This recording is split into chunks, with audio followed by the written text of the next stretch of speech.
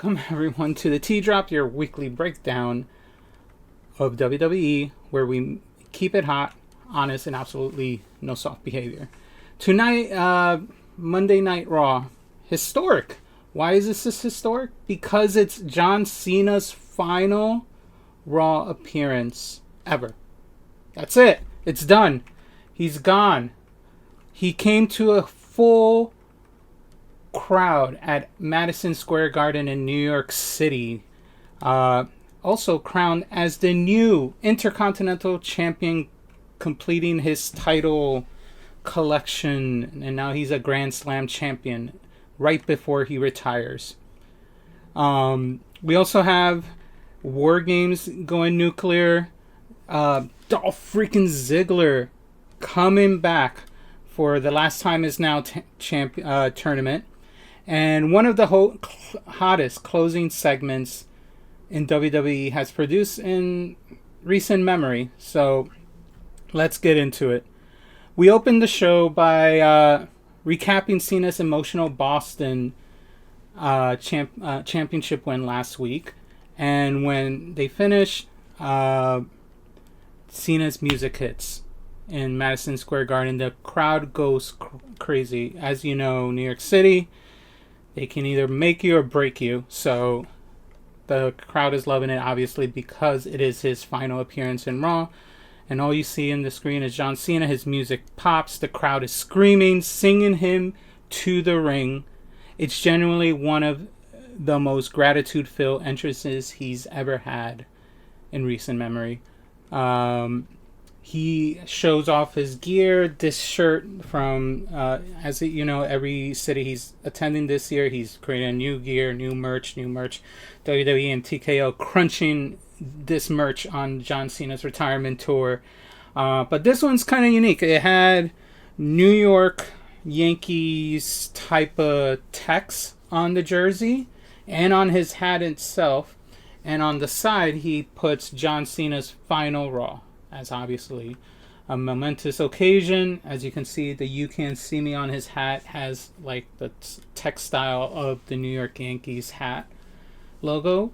And a unique thing, usually John Cena shows his towel, and when he says, "Let's go to work," and he runs down the crowd, he throws the towel to the crowd. But for this time, and for his last time on Raw, he drops the towel on the floor, for me symbolizing that he's given it to MSG, or who knows. But he didn't throw it in the crowd. I'm assuming because MSG, if you ever enter its halls, they tend to have memorabilia all around the arena. So this is probably one of the memorabilia maybe they requested for them to keep. So he runs down the crowd and he starts cutting a heartfelt promo, thanking the fans, reminding everyone that this is his final Raw appearance ever. And after tonight, it's going to be 2 more appearances left. One being at Survivor Series, so he won't be at next week's Raw.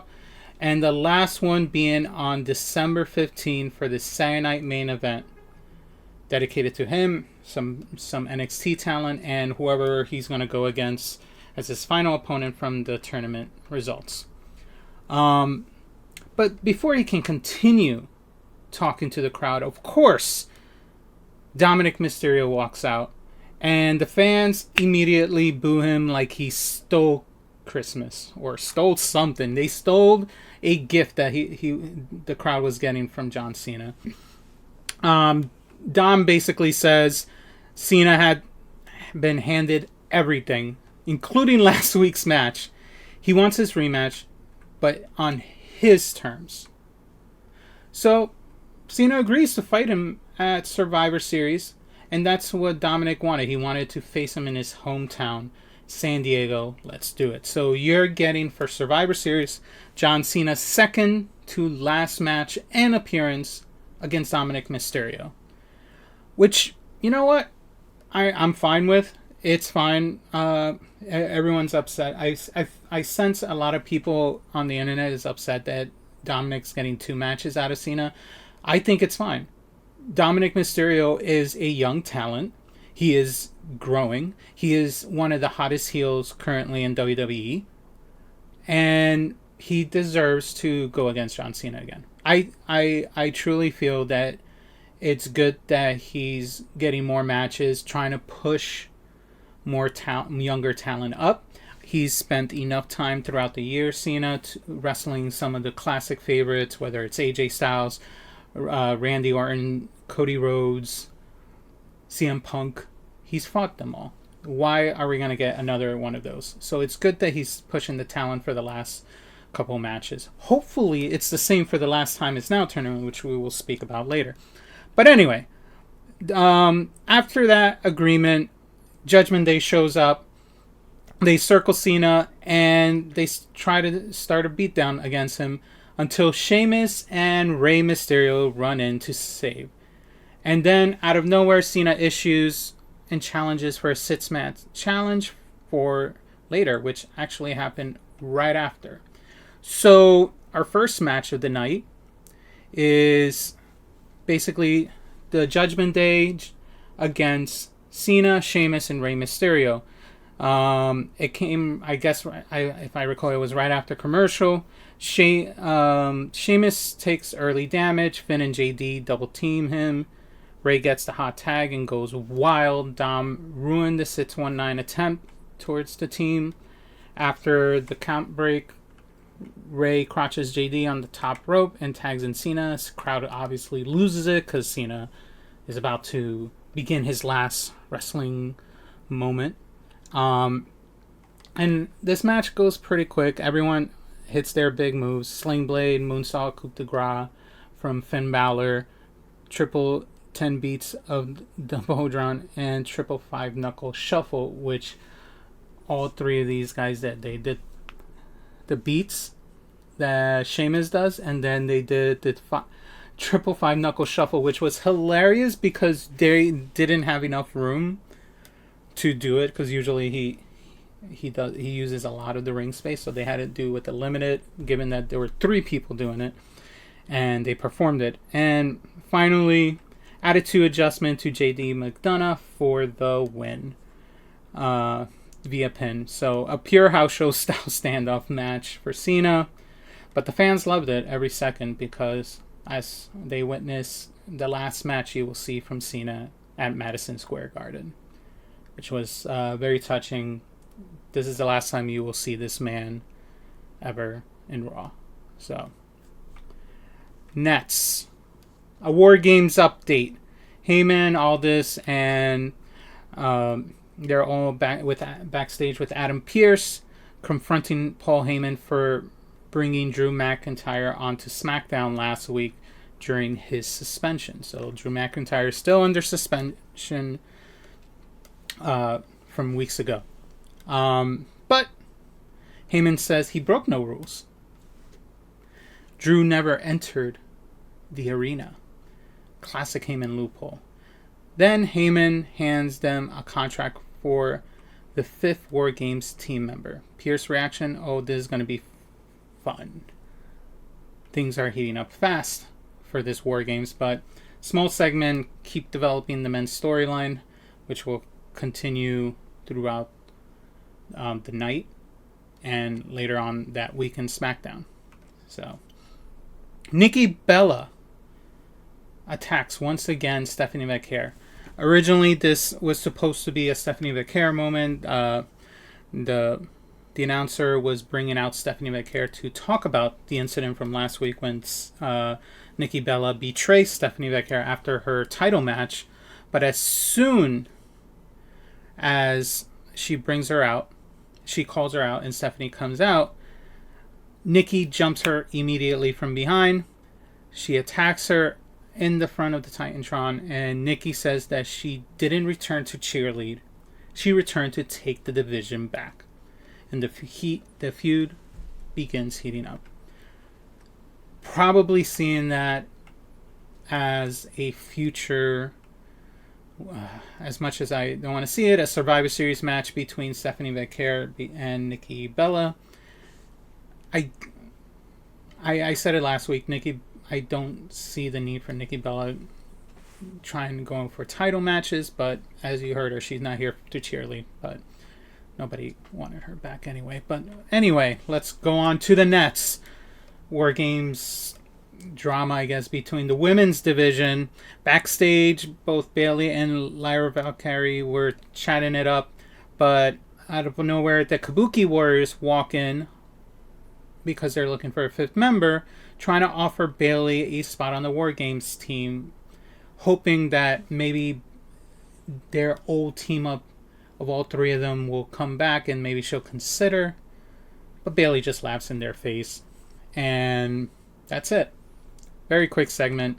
Just trying to show that they're looking for an opponent. A teammate to go into the WarGames match.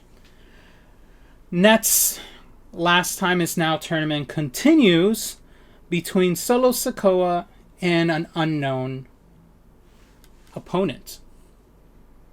He walks out with Tamatonga with full face paint, even though he's not the one doing the match, but whatever. And who is his opponent?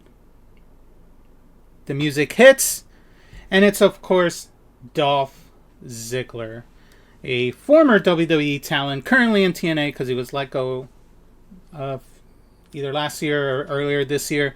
He is now a TNA full-time athlete, but for the Last Time Is Now, similar to last SmackDown with Matt Cardona coming back, we're going to have a similar one. But it's not Nick Nemeth, it's Dolph Ziggler. So they did the same thing they did to Matt Cardona, using his old name, Zack Ryder, for the main roster, which it is what it is. Crowd chants hard for him, and everyone going crazy because it was Dolph Ziggler. Honestly, I didn't expect Dolph Ziggler showing up. I thought it was going to be Joe Henry or someone from NXT, but it's not the case. It is what it is. But the match was pretty good, pretty straightforward. Ziggler gives Solo everything. Jumping elbow, STF, top row elbow, a massive DDT, and 2 zigzag, but Solo still survives. Solo hits the Samoan spike for the win, and Ziggler did what he always does, made his opponent look elite. Now, I wonder if I have it saved, but there was a crazy, and maybe I should look for it. I really gotta show this because it's probably one of the craziest thing is versus Solo. Solo Sikoa throws he throws Ziggler to the turnbuckle so freaking hard that his head pops. And maybe I can find it. Let me see. Let me do it without copying myself. Here we go. I found it. Yo, this was hilarious. I gotta share this. So give me a sec. Let me see. Oof.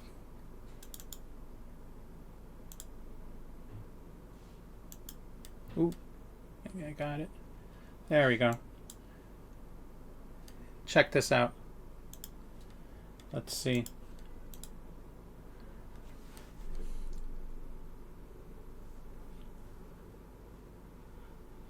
Wait, this is a Solo selling compilation, but let's just, the first part is all we need to see. The way he hit that is crazy. He hit that turnbuckle and his face went hard. But that was pretty much the match for that one, so it was pretty good. But glad to see Ziggler back. Hope more potential returns. Alexa Bliss, there was a package for Javon Evans because he's going against Gunther later on tonight. Nothing crazy, just a good way to amp him up for later tonight. But we move on to the next segment, which is the Alexa Bliss and Charlotte team up for WarGames. As you know, Alexa Bliss has been getting ghosted by Charlotte. She got mad that she had to team up with Rhea Ripley and she doesn't trust Rhea Ripley as of last SmackDown. And the storyline continues for this WarGames match tonight. Alexa Bliss comes to the ring, gives an emotional promo, talking about how Charlotte has ghosted her all weekend since that SmackDown, and she's feeling a little betrayed. Probably some of the best mic work she's done since she's returned from her hiatus. But she gets interrupted by the Kabuki Warriors, Nia Jax and Lash Legend. They come in, taunting her, making fun of her, telling her how she has no chance, yada, yada, yada. You know, the usual heel stuff. And they were about to tease a beatdown. But then, out of nowhere, you see Rhea, Ripley, and IYOSKY run into the ring to even up the odds. They were good to a point, but then, of course, Nia Jax and Lash Legends powering them down. But then comes Charlotte showing up with a kendo stick and cleaning the house and the ring, taking down their opponents, and somewhat it seems like the team chemistry is saved. So it looks like, although there was a little tension with Charlotte and Rhea Ripley, it's not enough for her to leave Alexa Bliss high and dry. So she came back to save her. Does this mean she's going to continue? She's going to team up with them for WarGames? It looks like we won't find out until Friday Night SmackDown. So, anyway. Next, women's intercontinental title match between Becky Lynch and Maxine Dupree. As you remember last week in the backstage segment, Becky Lynch attacked her because she pretty much stated to Maxine Dupree, "You have no chance in beating me next week." Usually when that happens, typical WWE style, it means something's gonna happen. So this match, honestly, should not have been that good. It was pretty good. I'm very surprised with Maxine Dupree. She's been growing, and she's did pretty good for herself. Also, Becky, as always, helping smaller talent, or younger talent, shall I say more respectively. Younger talent developing themselves. And, oh my God, what's up? Okay. Younger talent building them up. So we see Dupree do a lot in this match between big boots, suplexes, leg drops, strap down, beat down, ankle locks. She she did decent submission moves. I'm very happy to see Maxine Dupree growing from 2 years ago when people didn't think she would be anything amounted. But here we are. So after all the things she was doing, Becky Lynch was able to gain momentum back. She tried to pin her, but Maxine Dupree, using her ring awareness, puts her leg on the rope. And she almost won. But unfortunately with the leg, it didn't. Becky got really pissed at Carr, the referee. There's been a little buildup of animosity between these two in the past couple weeks for her matches, and it looked like it was about to escalate. She was so pissed with her for the bad count, even though Maxine Dupree's leg was legit on the rope. That it looked like she was about to hit her, but she didn't, obviously, because she knows she's the official, and we all know what happens when you hit a referee. So she instead took her anger towards Maxine Dupree, beating her down, and she became so relentless that eventually she wanted to use the turnbuckle, and she started removing the pad from the turnbuckle, but then out of nowhere, AJ Lee returns to the arena and distracts Becky Lynch. And Becky Lynch just staring at her with anger eyes and everything. It's like she hates her more than the ref, or Maxine Dupree for all we know. And Maxine Dupree took advantage and took her down and hit her with a high cross body from the top rope. 1, 2, 3. We have Maxine Dupree as the new Women's Intercontinental Champion. So there we go. Obviously, this was meant to drop the title for Becky Lynch and push a bigger rivalry between AJ Lee and Becky Lynch, and even with the referee, Carr. So probably in the next coming weeks, maybe after WarGames, we're going to see what type of build-up we're going to see between the referee and Becky Lynch. I don't know what's going to happen. But we will see. What is next for AJ Lee and Becky? We will find out on Friday. Is it a high odds bet? Unexpected. But it was a great moment for Maxine Dupree, and everyone celebrated, including her teammates in the backstage. But anyway, next up, The Last Time Is Now.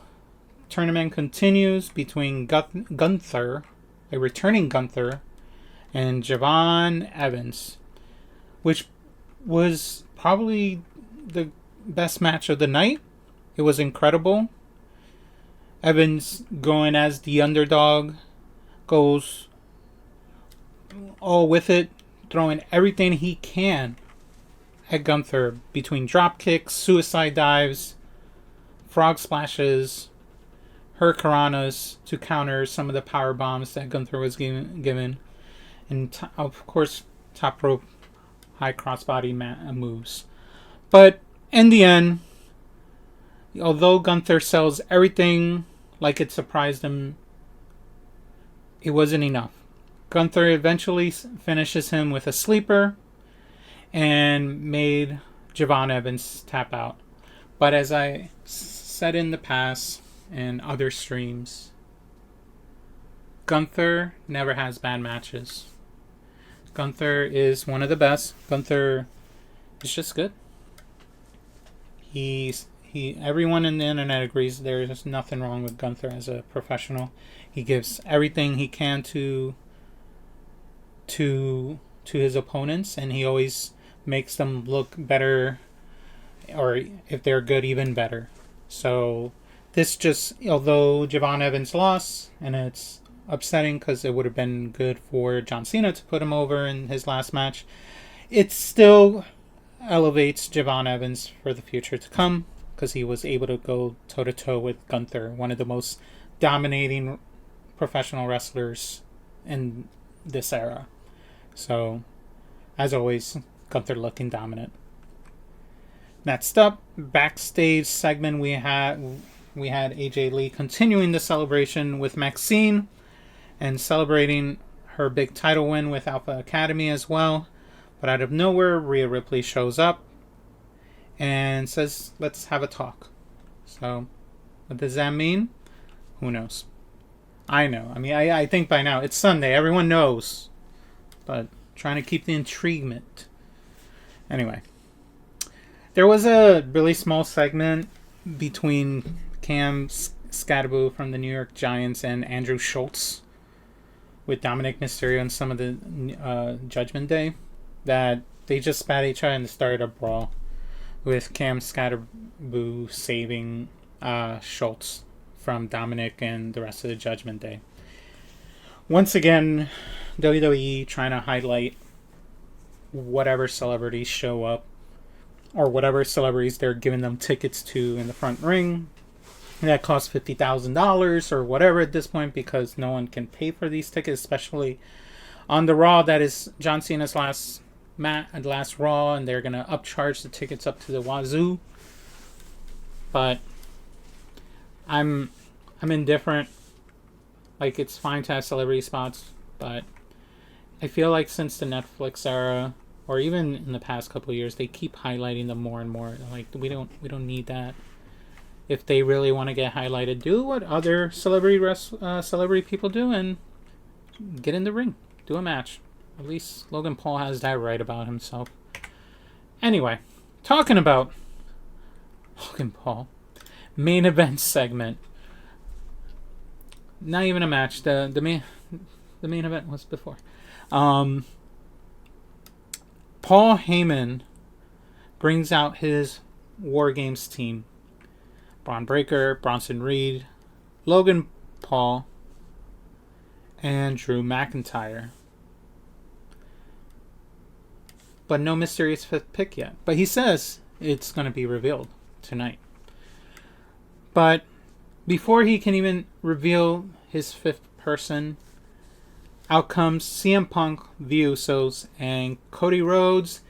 And the brawl is on. They go crazy, beating the living crap out of each other. Mostly it's being highlighted between CM Punk and Logan Paul brawling. And CM Punk was getting the advantage from the situation you see on this screen. And he was about to do the GTS. But with all of a sudden, you hear that shiver. You hear that one note that hits your spine every time you hear it. Either positively or negatively, depending what you think of this person. Out comes Brock Lesnar. Brock Lesnar returns. The brawl is on. Brock Lesnar takes out CM Punk.